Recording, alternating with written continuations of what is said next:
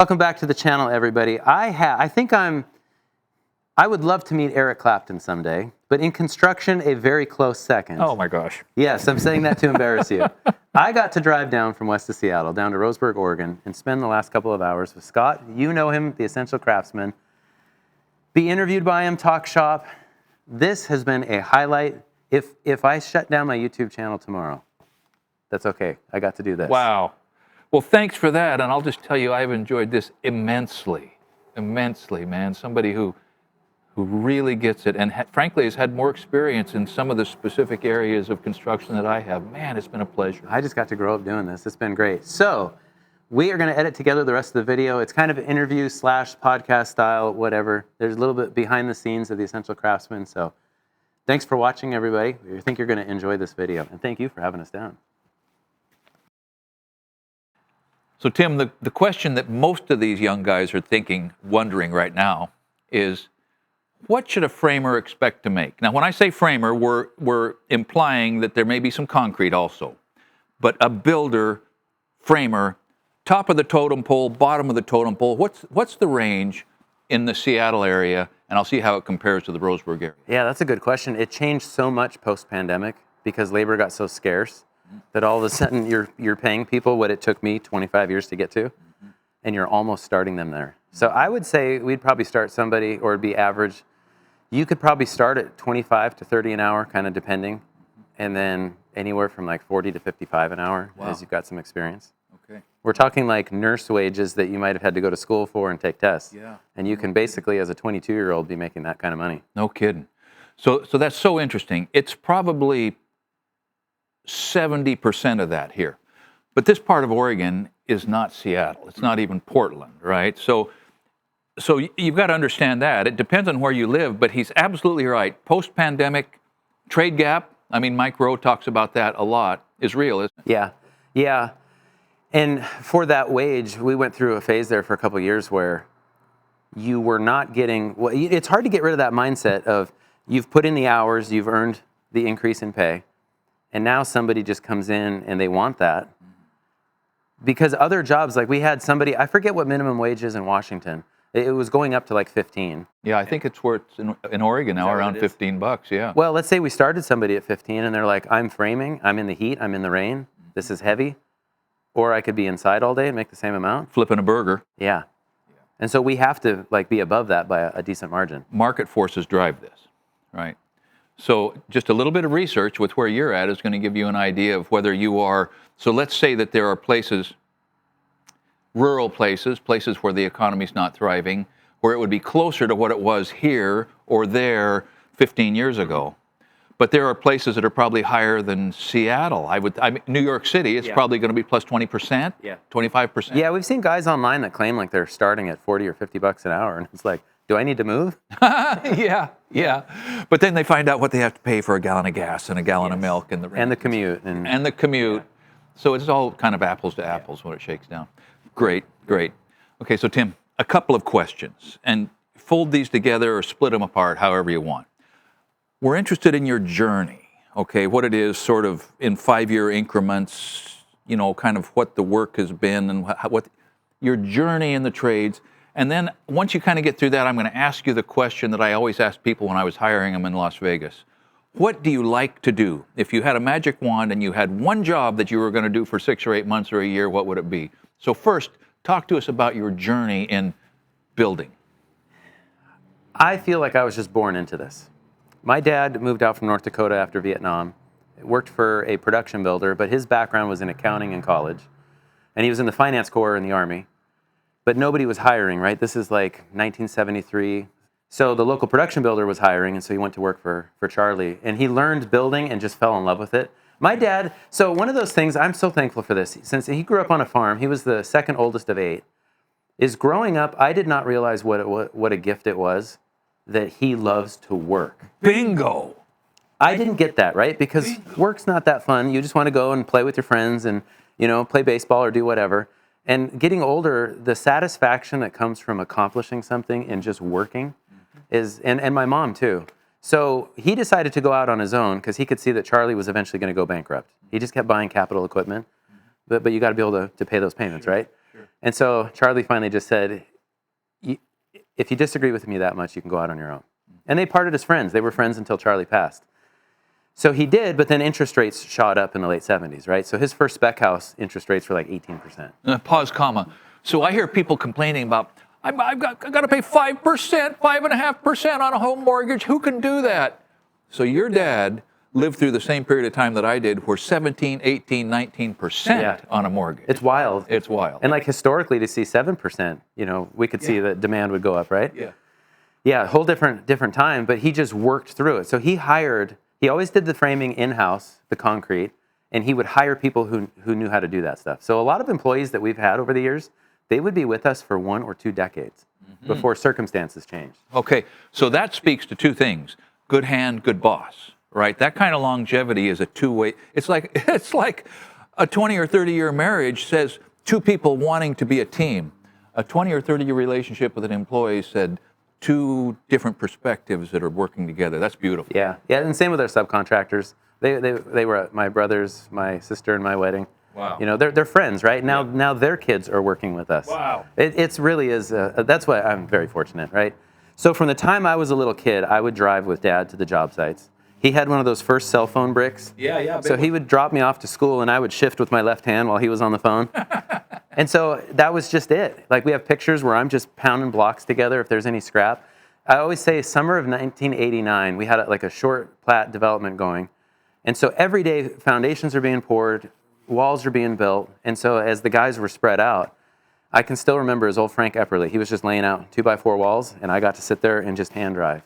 He probably had to rebuild the whole thing, right? But I just got to be there all day, you know, ride around in the back of trucks, go and do the cleanup. So for me... Just a second. Did you feel acceptance, grudging acceptance, approval? What was your relationship as the son of the owner with the guys that were on the ground? What was that like? So I always had, as a teenager, especially later teens, I had a little bit of a chip on my shoulder. Like, I needed to work hard because I'm the boss's kid. Yeah. So even now, I still pack most of the material because I don't want whoever's on the crew to feel like they just have to do the grunt stuff. Okay, that's so important. Did you guys hear that as a demonstration of a type of leadership? That you got to be willing to do anything you're going to ask anybody else to do, right? And that was Dad. Like, he did the cleanup. Yeah. And then so if we were after school, we were out there doing the cleanup. No wonder your subs kept working for you. Yeah. That's leadership. Now, there's another thing. There's a positive benefit to that I found, that when you're foreman or running jobs, if you spend most of the time laboring to support the labor, then you're getting to all the corners of the job, and you're seeing what's going on while you're stalking those guys, and their mistakes can't run out too far in front of you, right? Yeah. I never really thought about it that way. Yeah. It really is a good way to keep tabs on everything. It is, yeah. Yeah. So, to answer your question, as a young kid, it was acceptance. Okay. You know, I think there's something about inviting people onto a construction project. Yeah. Even the neighbor kids. Yeah. We don't do that so much now, but if we're pouring concrete and the neighbors want to watch, it's like, you know, they'll set up lawn chairs sometimes. Yeah. There's just something about construction. And we've always had the music up. We're singing and dancing. So we count on that on YouTube, right? The people will watch construction. Right? Yeah. Keep going. This is fascinating. Yeah. So, like, I think of the one development, pouring concrete. And you know how we focus a little bit more on safety now, and we should. We really always should have. But sometimes I look back at the good old days of, like, Dave, he's your age, that taught me to frame. I can still remember him hanging onto the hose from the pump truck and them swinging him to the opposite side so he could still walk the 8-foot walls. Been there, done that, got the t-shirt, okay. Like, I'll ask pump operators, like, what would it take? And they're like, you'd basically have to be dying for us to hook you up and yard you out of there because there's too much liability. Yeah. But just the camaraderie on the job site, I look back, like, my 9th grade science teacher would let me get out of class a half hour early to get picked up to go to work. Okay. So at lunch, you know, I would change into my work clothes because the development we were building in was about 2 miles from the junior high. Sure. And I'm like, would he have gotten in trouble for that? Was that a good thing, a bad thing? Right. I just loved that I had somewhere to go. Yeah. And so for me, I look back as like a teenager and think, because I had like that community on the job site, even with the subs. Like, our electrician he did some wiring because I put a sauna in at my house. And he's 80 now. And he did all of our wiring for years. So I could call Stan, and he just comes and chit-chats. And it's that kind of bond that I feel like, how do you preach that to people, that there is a bond in the trades? Yeah. And Special thanks to Lectric Ebikes for sponsoring this week's video. My wife and her parents bought in on the Kickstarter, like what, 6, 7 years ago? I don't even know. They bought the foldable e-bikes and have loved them ever since.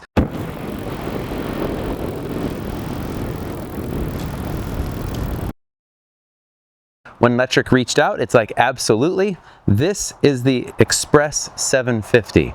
Now, why is it that we like Lectric e-bikes so much? Affordability. Did you know they were the first e-bike under $1,000 to offer hydraulic brakes standard? 50 miles plus of range, and this bad boy will go 28 miles an hour, though I know a guy in a pink shirt that was able to push the bike even faster than that.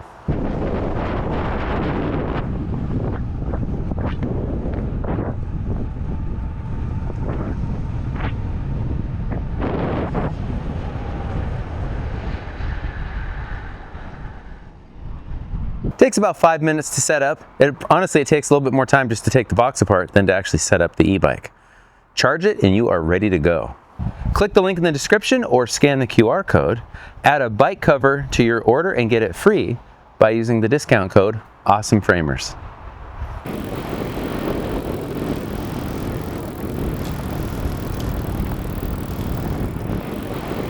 When will they ever get a chance to taste that sweet fruit?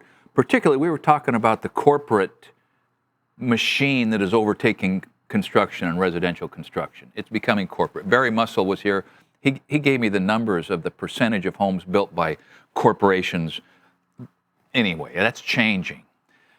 But I can't imagine this sort of camaraderie existing in a corporate building model.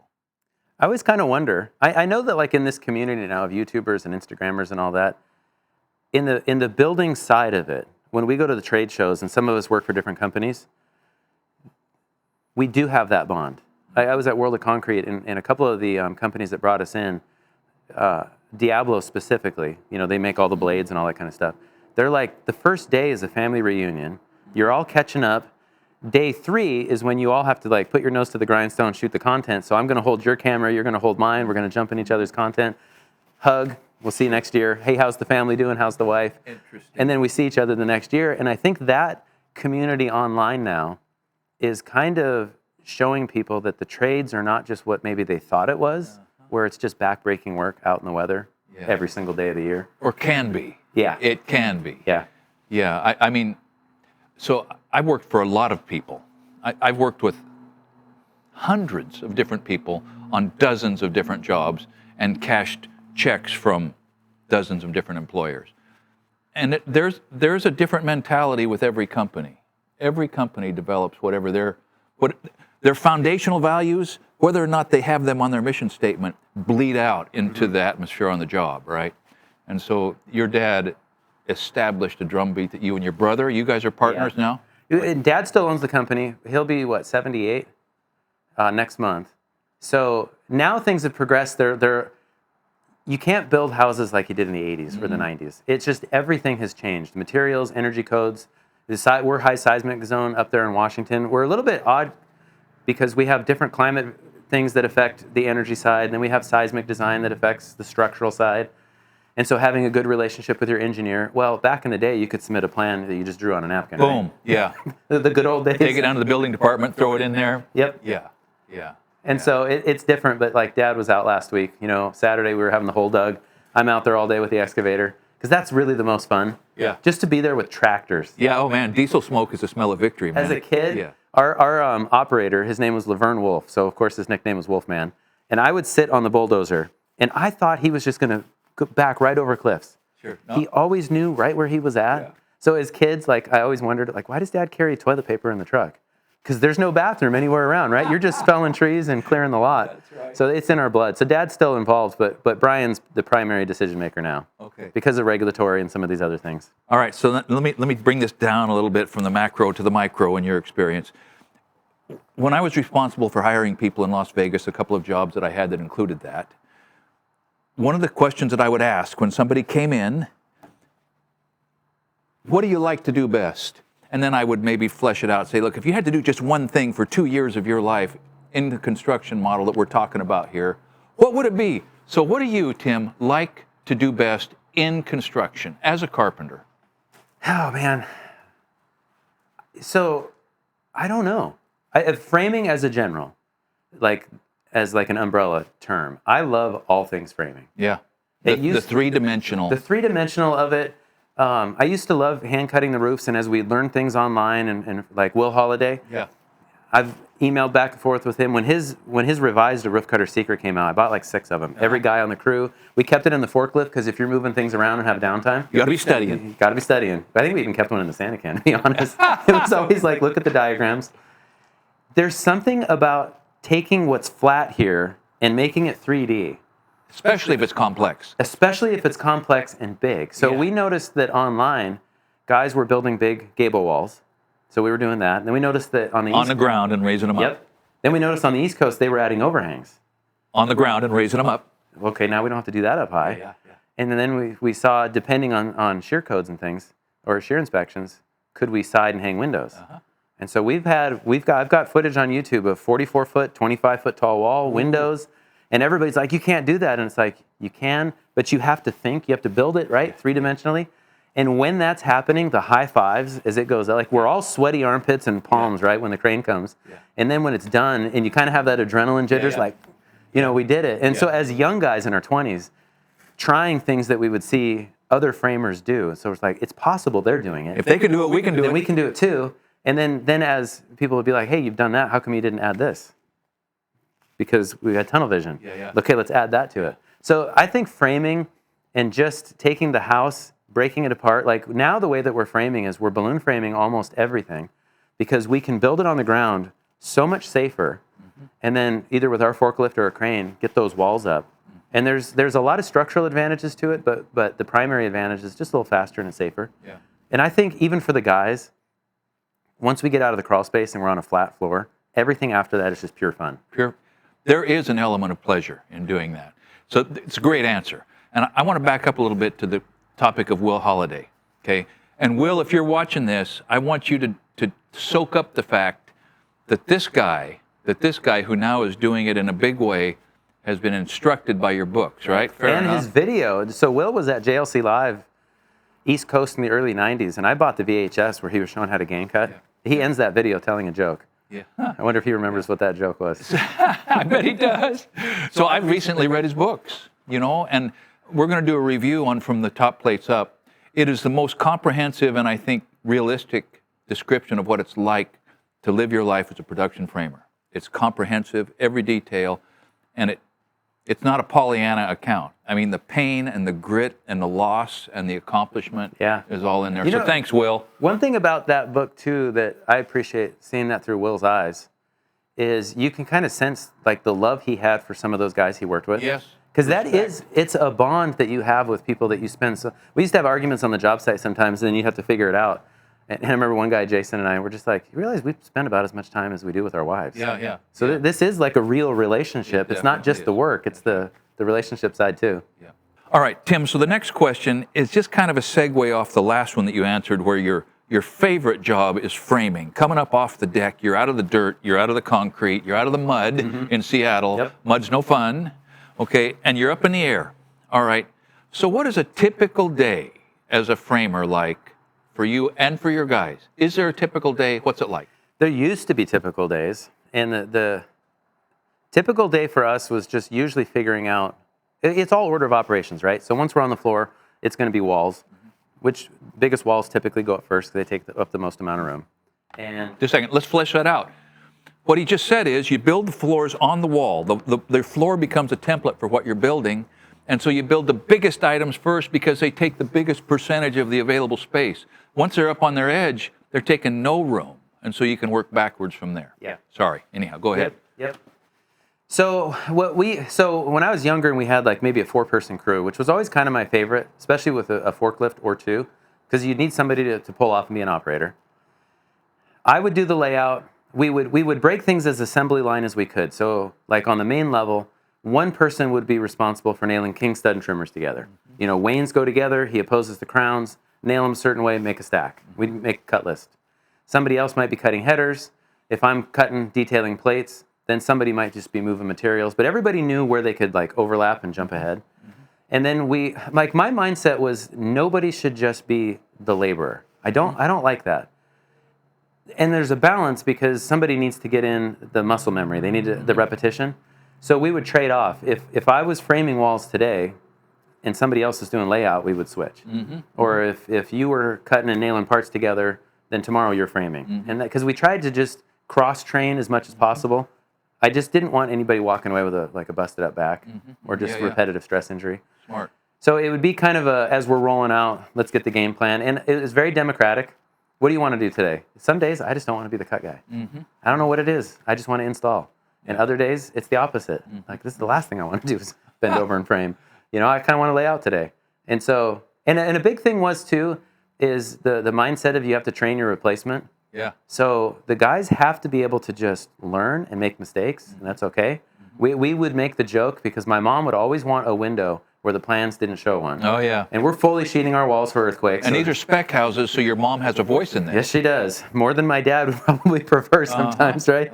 And so we got so good at changing out windows and already framed walls that we would call ourselves the fastest new construction remodelers in the West. Because we got really fast. We're like, she's going to want a window there. And so we just got good at that kind of stuff. Out come the Sawzalls. We could do surgery with Sawzalls. We got so good at them, right? Yeah. So anyway, that was just kind of if I can't be there for some reason, the work has to keep going. That's right. And if you don't share with the guys and teach them and let them make mistakes, or let them stand there scratching their head trying to figure it out and not constantly telling them, well, you got to go faster. You got to just give them, because that's I was given that opportunity. You were given that? Yeah. Your dad specifically tasked that fellow with, look, you don't have to worry about production. Teach my boy. Yeah. Wow. Yeah. And you're carrying that forward next gen. Yeah. Wow. So you need to know you may not find that on a job. You're listening to somebody here who has responsibility for a building organization that it's a bit of a unicorn. Yeah. Okay? All right.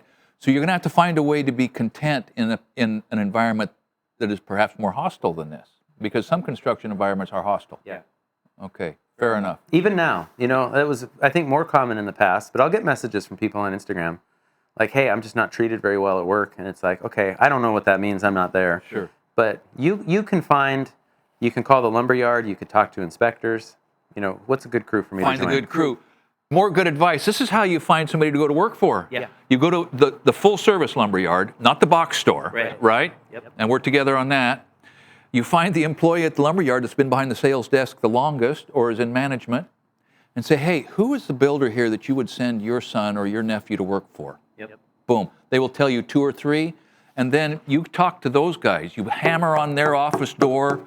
You do whatever you do to get their attention, right? You're going to have a chance of having a long-term, very positive experience with those guys. And they know, like our operator, John's my age. His dad knows my dad. They're builder developers. And so everybody knows each other in the same community, right? Yeah. And so he's rattling off names, and I'm like, oh, yeah, I haven't seen that guy forever.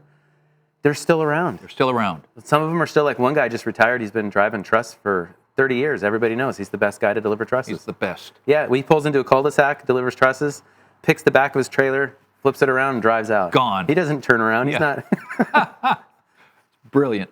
Brilliant. So, and keeping in mind that your company is a bit of a unicorn, would you say that your work as a builder, structure, is more or less stable compared to other trades? I feel like framing, so like in Washington, we have a housing shortage, which kind of helps, you know, unfortunately. It's made housing unaffordable. So many people are coming in that's not something that's going to go away anytime soon. And they're light frame wood construction, which is a very good thing in earthquake country. Yes.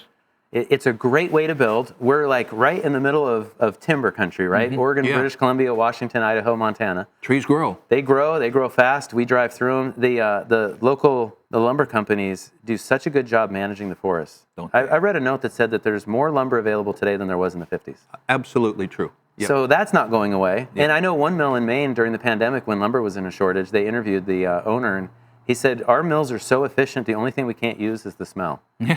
Like the bark, everything gets used in the manufacturing. Yep. So to me, it's a great trade that I don't see it disappearing. We're all looking for people to come into the trade, especially people that have an aptitude or like a desire to learn, where it is a very physical job.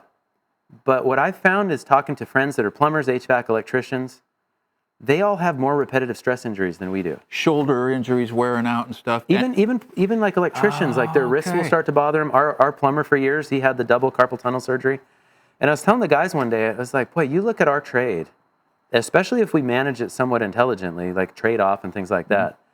Like every day we're cross-training. Some days we're bent over sheathing a floor. Yeah. Other days we're standing, hanging floor joists. Yeah. It's aerobic. It's flexible. Yeah. Yeah. Now, though, the exception to that is injuries, right? And that's one of the things that, Will Holliday's book will teach one. You read that, you think, you're going to stay fit, you're going to stay strong right up until the moment you break yourself up, right? But an increased focus on safety has reduced that, and you guys don't have much trouble with that. And No, I mean, I got pounds to lose, right? Yeah. So clearly we're not working. Yeah, but you're 47, bud. Well, thank you. Yeah. I think carbs have something to do with this, right?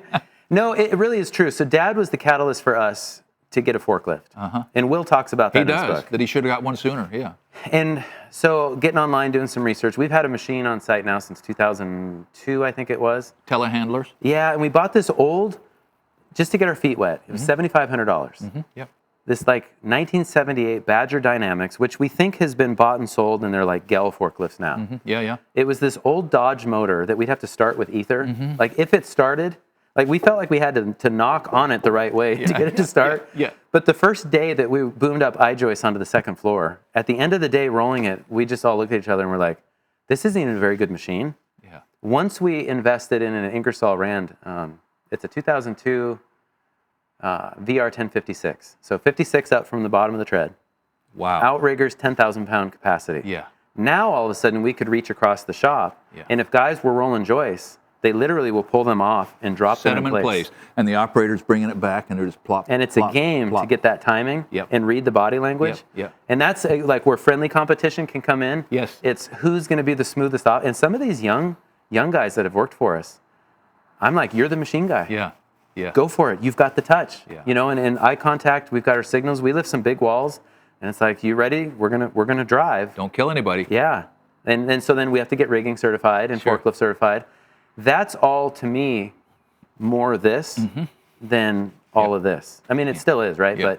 But now with cordless tools, lighter weight tools, we use rebar tying tools. We don't hand tie. Wow. I could put a guy that has, like we had a few years back, I actually have a video on YouTube.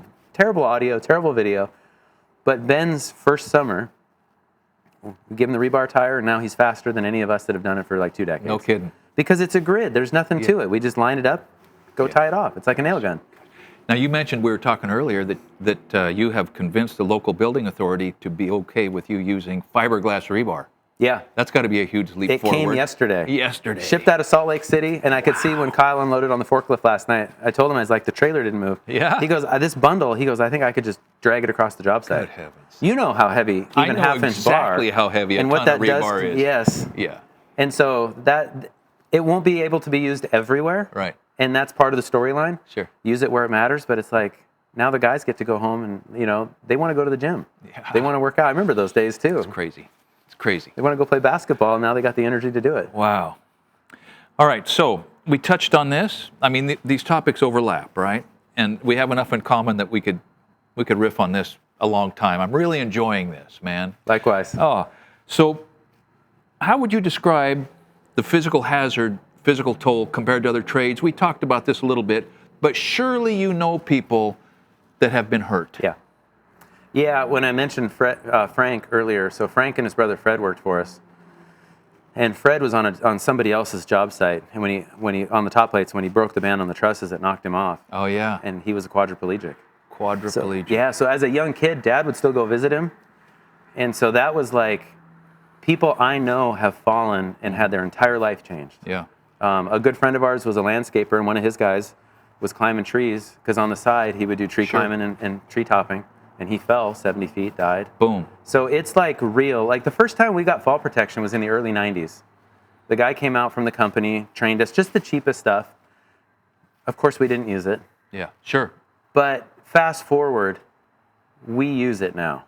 Have you ever seen anybody hit the end of the rope and dangle and have to let them down? Nope. Yeah. But we go through that. Like fall protection training isn't about wearing a harness. It's about the rescue. You getting them down. It's how. And so you have to have that all documented. So I always make the joke, I learned not to fall by not falling. Yeah. You know, I was afraid to get up there, but all the guys were up there, and I got to be one of them. Had to go. Yeah, and you get confident. Yeah. But now it's like everybody needs to go home. We do a lot of volunteer work, and I remember when I was first overseeing the framing for it, one of the overseers came over, and he was like, you have to tell his wife or his mother why he got injured today. You don't want to have that conversation. Yeah. It's like, no, I don't. No. So let's make sure he doesn't fall or she doesn't fall. Yeah. You know, and that's the thing is, like, if we make the trades more accessible on the safety side, we get rid of the hazing, we get rid of some of the stuff that, you know, every industry, the military, everybody's had to deal with that, right? Yeah. We're trying to get people to come in. So we want it to be safe. We want it to be a place that they feel good coming into. Yeah. We want young men, we want young women, we want people who speak multiple languages. We want everybody to come into the trades because it's a great way of life. It is, or it can be. It can be. Yeah. You know, there's a trade-off there that is subjective, it's hard to quantify, but for me it's real, and that is that if you make something, so people don't snowboard because it's safe, okay? People don't rock climb or base jump because it's safe, right? There's something, particularly in young men, that craves that surge of adrenaline, craves it. And when I was a young man in construction, man, I could get it at work every darn day. And by the grace of God, I'm not a paraplegic or a quadriplegic or dead, right? I was introduced on a job one time as my partner, piecework, stacking stairs and layout. He introduced me to a former partner of his. Yeah, I've got the ultimate cub, or pup. Maybe he said pup. And I bristled a little. And then he followed it up with, he'll walk a string if he has to. Well, that was just dumb. You get up there, you know, a 16-foot wall height, 2x4 wall. No, you shouldn't walk that. But if you did, man, you got the same feeling as base jumping, kind of, right? And as we surrender all that to safety, which we should, we also surrender some of the job satisfaction? Do you think that's nonsense or not? No, I think there's something to that, because as a teenager, I was doing things at work that nobody else at my school was doing. Yeah. And that gave me like a sense of not overconfidence, because I was not the guy that wanted to go walk the string. It was like, I got to do this because everybody's watching, but I don't want to be that guy. I remember the very first day I was setting fascia, and I was like, what do you mean you lean over and balance on the top plate? My butt wants to stay on the rafter, right? You hook your ankle under the plate and lean out. But that satisfaction of learning how to balance and then carry sheathing while you balance and scramble up the roof, I still feel like that satisfaction can be there. The adrenaline side, probably not so much. With the safety stuff. Like, we don't walk walls like we used to. No. We only do it if we absolutely have to, but we're like a couple more minutes with the ladder, or we set up staging. Set up staging and scaffold along there, and it's faster, and it's easier, and it's safer. We even guardrail the floors, and so... I know. Because I don't want to wear a harness frame in walls. That's hard. It's actually physically hard. You end up with neck aches. So we started framing guardrails on the walls before they went up. And there were all these unintended positive consequences, like in the springtime when it starts out chilly and then gets warm, pretty soon the guardrails just have all of our clothes. Got the coats hanging on them. They've got stuff like the saws all have hooks. They hang off to the side. Okay, now this is looking at the bright side. Okay, I approve. Okay, this is good. That's all great. And then when you're not there, you know that if a neighbor decides to come walk the job, they're safer too. I think of all those years, just 3 stories up. Laying out walls around the edge. Never even thought about it. But it's still, the safety side, it can get a little overdone. There's definitely a need for reasonableness, because we've had some safety people that, frankly, they're just fanatical. They're fanatic. But then we have others that they've been in the trades long enough. They're like, you can't remove all the danger. You still have to use this, whether you're tied off. And there still is the, like, I look at iron workers. If you really want the athletic ability, then go into iron working. Good Lord. No thanks. It's serious. It's serious. You know, the reactionary side of Scott Wadsworth says, well, if you want to make it really safe, people should never get into their truck and drive to work. I mean, you should stay home. You should sit in front of that television with your Game Boy, and you should just play those video games all day, and probably you're not going to get hurt, right? Well, that's nonsense, but it's one side of the continuum. It's all risk management. It's risk management. Yeah, it's because it's true. Like, we're at our biggest risk getting to and from work. No and kidding. Like, we were on a project, and they borrowed this from the commercial guys. I think it was Skanska Construction. You got out of the truck in the morning, you did 15 minutes of warm-up. And at first, people are like, what? Well, you got somebody that drives an hour to work, gets out of their truck and goes to work. You just, like, even getting out of an excavator, Yeah. you got to be careful getting off. That's the most dangerous thing, is because you've been sitting for long enough if you're stiff. Right. And the tracks are slick, and yeah. So they warm them up, and they found that when they documented the statistics, injuries went way down. Wow. So Interesting. it's a new world. It's a new world. Okay, so I've enjoyed this so much, I think a lot of time has gone by and I've been oblivious, but I got 3 questions. Okay. Make sure I get this right. What types of people, what personality types succeed as framers, builders, and what personality types fail? And the corollary to that is, who ends up loving it and who ends up hating it? Ooh, that is a good question. You know, I feel like online, at the old JLC forums, there was a mentality of the guys that shared. So the reason why I focus on the education so much is because of all the people that taught me. They were not hoarding knowledge. They were just putting it out there. And I think it was for a love of the trade. Sure. And so that I feel like I have to pay forward anything we learn, especially we shouldn't do things this way. You know, put that out there so people don't make the same mistake. And now with like an Instagram community and YouTube community of framers, I feel like the same quality that made them excel framing on site has pushed them online to share. And I don't know what that is as much as just like a love for the trade. Like, I get to build something that multiple families will live in. Like, we'll drive around Eastern Washington, see these old farms. Yeah. And I try to think, how many generations of families? Yeah. What were the historical events that happened, you know, when the kids were teenagers, or like my uncle, he took over farming. I get to build something that people will create memories in. Yeah, yeah. And then a big part of it now for me, and I think a lot of people online, is things have changed where it's not just the structural stuff, the framing. We have to deal with structural engineering. We have the energy codes to deal with. So I guess it's those that enjoy problem solving. Okay. And not just solving the problem, but like, because anybody can do, like, through trial and error, get the work done. We've seen that for centuries. Yeah, yeah. We can kind of, like one guy from Michigan, he's like, I can booger it together. Sure. I can eyeball the cut, and he got so good he didn't need a square. Sure. But to be able to like pre-plan that, keep it moving efficiently, everybody goes home safe, everybody gets their job done, and nobody just wants to like kill each other at the end. Right? You feel that satisfaction? Yeah. I think it's the mindset where people just, I don't know how to describe that. So how about this? If you're not a learner, if you don't come with the love of learning, you're not going to make it at a significant level in construction. Because love of learning implies love and ability to teach and continue to grow. Yeah. So I've noticed something, maybe the single biggest rate limiting factor in a human being for their ability to reach their potential is whether or not they're in the habit of saying, I know.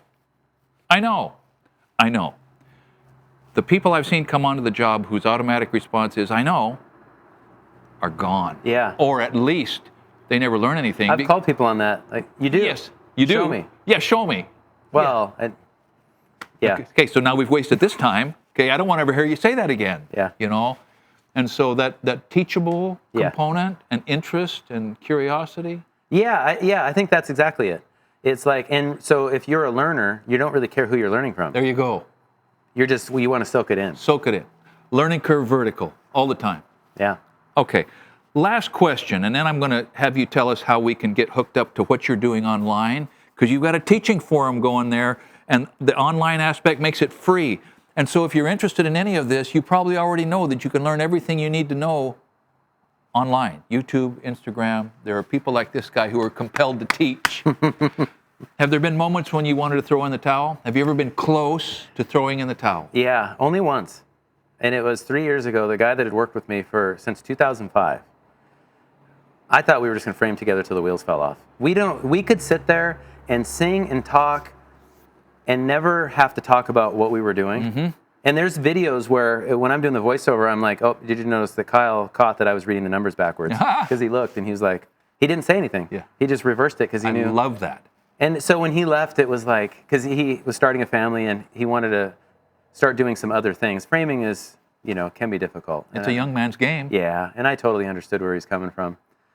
But we had such a good thing going that it was like, now I'm too old. I don't want to teach somebody. So you talk about like teaching. And it's been a little bit tougher. But like now we're back to, we've got a young guy that's really picking things up. He's got a good sense of humor. The other guy that's working with me just doesn't really care. He just loves framing and wants to do everything.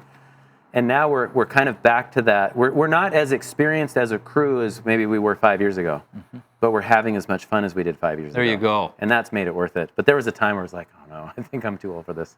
But that was my own. Yeah. That's my own mentality. That was a problem in here at the time. I needed to adjust to a new normal. And frankly, everybody since like the pandemic, dealing with suppliers, supply chain issues, scheduling. We used to be able to call. I could get an AM inspection tomorrow and PM concrete. Yeah. And now I have to schedule for next Friday. Yeah. Just to get 8 AM mud. Yeah, it's that's like, different now. We used to be able. We used to call inspectors. That's one thing that's changed is now I can text inspectors. Yeah. Get answers. So that's good. All right, Tim. So tell us how we can kind of get in touch with what you're doing online. What is your footprint? Where would it be that we could make contact with what you got going on? So Instagram, YouTube, TikTok, it's at Awesome Framers, which started as a joke. It is not self-proclaimed, we are awesome framers. It literally started as a joke. We'd only post basically our mistakes or just goofing around. Sure. And now it's morphed into this thing, and it's like, I'm always a little embarrassed of the name. You're stuck with it, man. I'm stuck with it. Yeah, I'm stuck with Essential Craftsman. What a brag that is. It was never intended to be a brag. No, and if you watch the content, you figure out pretty quickly we don't take ourselves seriously. Yeah. So that's where they get in contact with Yeah. you at Awesome Framers? Yeah, and then I've written for the Journal of Light Construction since '03. Okay. Found on the forums, asking questions and answering questions, and an editor reached out. Wow. And that, to me, is a magazine everybody should subscribe to because it is written by people who are in the trades every day. Yeah. It just has kind of and there's a density to it. It's not just like a light read sometimes. They're technical. Yeah. It's a fantastic publication. Yeah, that's why they connected with Will Holiday, right? Yep. Well, I hope this has been useful. I hope that if you are one of these people that's considering whether or not the trades are the place for you to spend some worthwhile time and do some worthwhile things, I hope that this has helped you with those choices. I appreciate very much this young man, and he still is young. 47 is still young. Yep. Okay. I hope that his trip down here has been worthwhile for him. I know it's been a gift and a blessing to me, and I hope that, as always, the time you have spent here today is going to be something that will be useful to you. Thanks for watching Essential Craftsman, and keep up the good work. So my big question for you, how did you get into the YouTube thing? When I got into Instagram, it was like I tried YouTube back, 2011, but we didn't really have video cameras, and I just didn't want to get into video editing, frankly. How do you get into that, and now it's become such a platform? Because I started following, I think, one of your first videos, I think, were you building a shed in like your daughter's backyard? Yeah. And I like instantly what you were talking about for efficiency and things, I was like, yep, that's exactly how I was taught. Okay. So I got into this entirely because of my boy Nate, who's not here, right? But it was about 2015 or maybe not. Yeah, probably 2015. They were living in Mesa, he and Allie, and they were coming up and he said, Dad, I think we ought to make some videos in the shop. Well, why? Well, for YouTube. YouTube, isn't that the cat fail videos and backflips off a snowboard? What? Yeah, but people like to watch construction on. Oh yeah, whatever. So they came up for Christmas, and he said, "Okay, let's go out to the shop and make a video with his iPhone," and he did, and it was his idea, and that was the genesis of the thing. And then it was a year later that it looked like, wow, this might get some traction, and so we kind of went full time on it. I tell people I can make anything except money. And so as a GC, I was just, all I did was keep myself busy and solve problems for people, And I said, Nate, I can tread water for 6 months. We can try this for 6 months, And so anyhow, that was how it started. That's how it started. Kicked off, yeah. Yeah, that's interesting because at a trade show a year ago, Gary Katz, he's written for JLC for years. He's like Mr. Educator. He had the Katz Roadshow. He put together some DVDs and books like how to hang doors and things, or how to set doors. Hanging doors is different. He always reminds me. But he was telling me at the show, he'll do like how to set doors as a clinic. And his method is fantastic. I'm a framer, not a finished carpenter. Mm-hmm, yeah. And I can set doors that work properly because of Gary. And he was telling me that at a certain point, younger people, they gravitate toward other younger people. Yes. But then there's still that like voice of experience. So seeing your success, like when I started watching the videos, I'm just like, preach. the framer that taught me, Don't encourage this, man. Okay, he had a whole thing on Sears Die Hard boots. Yeah, no kidding. So I am wearing not Die Hards, but the wedge sole boots. That's what framers wear. Yeah. So much of what you were saying was the way I was taught. Okay. And it's so Like they could hear it from me and it matters a little bit because I'm 47. Sure. They might hear it from somebody that's mid-20s, but most of us will go, you've got a long way to go. Yeah. But now you can stand here and talk about it or sit here and talk about it and we listen. Yeah, that's kind of nuts. I mean, it is nuts. And you understand what I mean. This whole little thing about the celebrity thing that comes with social media is so strange. Yeah. I mean, because now that you've been here visiting with me, you're going, well, that guy's just a redneck carpenter. That's it, you know? And that really is what we are in social media. We're just guys doing our thing who happen to get stuck in front of a camera. And that's part of why I wanted to ask the question is, you're just a guy that was just going to work, getting better, learning new things, problem solving, moving around, doing whatever needed, adapting to circumstances. Yeah. Now you're on YouTube, you've got a big following. We love to watch and listen to the videos. But in your mind, you're just a guy that's just kind of talking about your life. Talking about my life, and here's what I do, and here's what I think I've learned, and here's the mistakes I've made. But I'll tell you what, I don't mean to be disparaging about the aspect of a larger number of people knowing who I am, because it's been a blessing in my life to be in places in other states and meet people who at some level know me.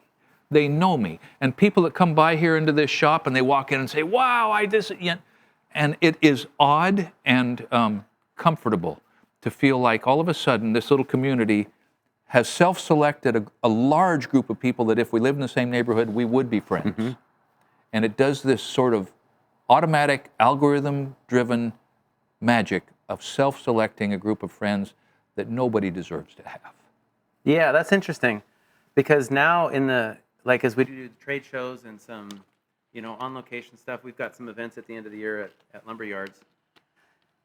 And when people come up, they feel like they know you. Yeah. And it gets rid of all the awkwardness of we've never met. We got to go through the whole rigmarole. Yeah. And we just instantly launch into talking shop. Yep, that's it. And all of a sudden you feel like you have this network. And quite frankly, quite a few people from all over the country and Canada, I would now consider friends. Yes. Like I get pictures of even at companies that we work with, we get the baby announcement. Yep. One company, we were in Switzerland and just out of the blue, she texted, hey, how are you guys doing? Pretty good, how are you? She's like, great, I haven't told anybody yet, but we're expecting. Boom. And it's like, I never saw that coming from this. No. But I feel like that community is translating out. I was just back at JLC Live, and one of the guys from a community college in Washington came up to me. He's a teacher that said they were struggling with 50% enrollment, and it's gone up to 85%. Specifically because of this channel and others like it. Wow. People are now seeing construction. You've been there looking back without deep regrets. Right. You love your life. Right. And they're going, oh, that could be something I could do. Oh, and they're seeing other YouTubers too. Yeah. So there's this effect that none of us saw coming. Yeah. But we're just regular guys talking about work, right? The law of unintended consequences, right? You never know what's we make these choices. We don't choose a consequence, but when it shows up, it's either revelatory and energizing, or it's like, oh man, had I known. Yes. Had I known. Yeah. So Kelly and I we've never done anything like this. For a family wedding, we went to the Bahamas, if you can imagine that. I met 3 people in the Bahamas who watched the channel. That's freaky. From Bahama culture, with reggae accents, and dreadlocks. And it's like, how would we have ever anticipated in our lives that here we are banging these nails and shoveling that mud, and all of a sudden we can go anywhere in the country, maybe on the planet, and find friends. Yeah. And they're learning. That's what is who in their right mind would listen to me and think they could learn something? Yes. Maybe they're not in their right mind. I don't know. But, we take for granted some of this stuff and being willing to put it out there. So sometimes people ask me, is it worth getting on Instagram? Is it worth, doing a YouTube channel? It's such an individual thing. You draw a deep breath and you say, well. It's if you have something to share it. Yeah. Just further that. We're all just paying it forward. We're just paying it forward. Yeah. But don't make the mistake of thinking that you're going to be able to quit your day job because you've got a YouTube channel. It's a long, long shot. Yeah. It's not. So what's the worst part of the YouTube channel for you? The camera. Yeah. Actually, a more serious answer. The worst part of the YouTube channel for me is that a lot of the joy and fulfillment that I used to get out of the work, out of just doing the work, has been sucked up by the camera. It's just gone. Yeah. The split attention, the divided loyalty between what I'm doing as efficiently and as productively and as high a quality as I can, and exceeding these people's expectations for what I'm doing in their bathroom or their living room or their audition. all gone. And so it is a trade-off. Yeah, I think that's worth noting. Yeah. It's a different master. It's a different master. Yeah, but it's a master. It's a stern. It's a stern, Yes, it is. unrelenting master. The month that we started this, my mother-in-law gave me an article out of the Wall Street Journal, and it was in the voice of a young woman who had started a channel, and she was a barista at a coffee shop somewhere. And her channel had gotten some traction, and she had some subscribers. And her lament was that YouTube had ruined her life because now she's got all these looky-loos coming through and teasing her and flirting with her. And I've seen you on YouTube and kind of stalking her because she had a fixed location. And she said the money wasn't worth it. And so I thought at that moment, man, I better pay attention to this because at least for some people, the cost-benefit analysis doesn't work out in the way they thought. That's interesting. Yeah. Yeah, I find like I had a structural engineer message me yesterday. I need to get back to him. He is. I think he's building his house in Montana. I can't remember where. And he wanted to go over some details with the framer. Yeah, yeah. You know, can he hire me as a consultant? I was like, no, this is free. Yeah, I won't charge you for this. I'm not charging you for this. Number one, I don't want the liability that would come with having been paid for this advice. I just feel like for the sponsored work, like we'll get people like trolls that are like, oh, you know, it's all paid for content. Right. You're consuming the content for free. It costs a lot of money and time to make. Yeah. The majority of it is for free. But to keep this whole momentum going of people who share, thanks to the sponsors who reach out and help, but they don't have any idea how much we're doing pro bono. That's right. For the love of the trade. For And the it's love like, of the trade. And then what will that structural engineer, I mean, you know how this stuff goes, right? Yeah. It just trickles down and it's like, we're just trying to, I don't want work to be work. I want it to be fun. Yeah. Sometimes it's work, sometimes you just got to grind it out. Yeah. And that's what Instagram, I think in particular, because you can really show the day-to-day, has been so good for younger people coming into the trades like we were just talking about, is they have a much more realistic picture of what's going on than I think maybe we had in the past. Yeah. Although we still curate it somewhat. I try to show the worst. Like we blew out. It was right about the time Kyle was leaving. And this was just a nightmare. 2 big footings, 2 big, 66 feet of a 10-foot wall.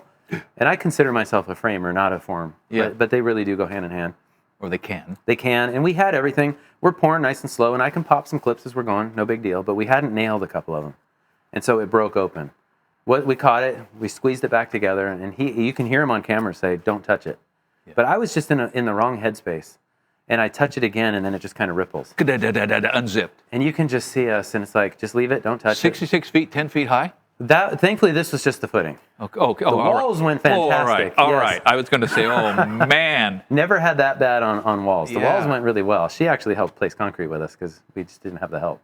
And that was the flattest part of that whole wall was my wife, who's a nurse. There you go. I showed her. None of the guys, us men, we're all just fast. Yeah, slam it. But you could see, and so I went home and posted it, and boy, did the people come after me. What an idiot, you're this and that. But you had enough people that were like, I've had those moments. Thanks for sharing. And it's like, this is real life, people. Yeah, it is. Some days are I just made the dumbest mistake.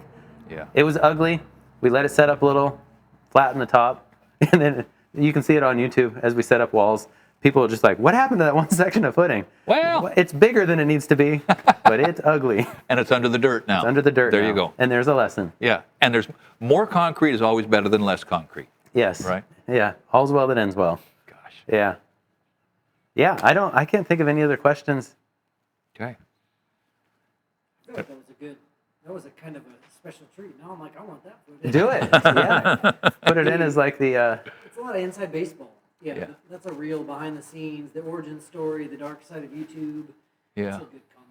Yeah. I don't know. You want to do a quick little outro? Yeah. To him and/or camera, whatever. Yeah, I can do the intro for my channel. Yeah.